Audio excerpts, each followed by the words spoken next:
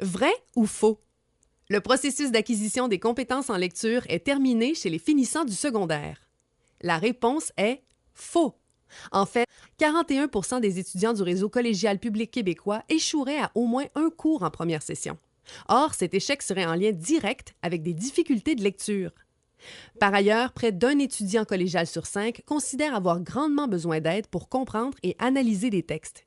Et la situation n'est pas meilleure à l'université. En effet, il semble que 19,4% des diplômés universitaires ne possèdent pas un niveau de littératie suffisant pour bien fonctionner en société. Un niveau non suffisant de littératie signifie par exemple qu'une personne peut être apte à lire un roman, mais ne pas être en mesure de lire un manuel d'instruction ou d'avoir un jugement critique sur la fiabilité d'un article. Les apprentissages par la lecture sont omniprésents pour les étudiants et ce, quel que soit le programme choisi. À leur arrivée au cégep ou à l'université, les étudiants sont confrontés à des textes plus longs, plus variés et à un vocabulaire moins courant et plus spécialisé qu'ils doivent impérativement comprendre pour réussir. Sachant qu'en moyenne, les résultats des étudiants ayant un bon rapport à la lecture sont 10% plus élevés au secondaire et au collégial, que peut-on faire pour aider nos étudiants à mieux comprendre leurs textes et mettre à profit leur lecture? Voici quelques pistes à la portée des enseignants. Piste numéro 1.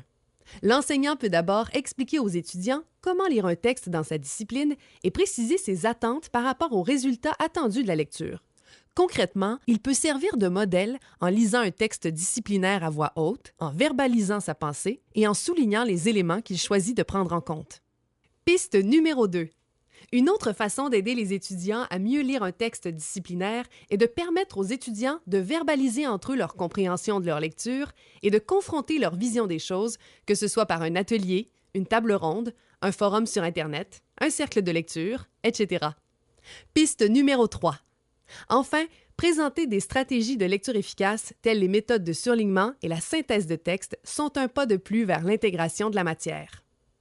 C'est d'ailleurs dans l'objectif de présenter des stratégies de lecture efficaces que s'est construite la capsule vidéo jointe à cette présentation.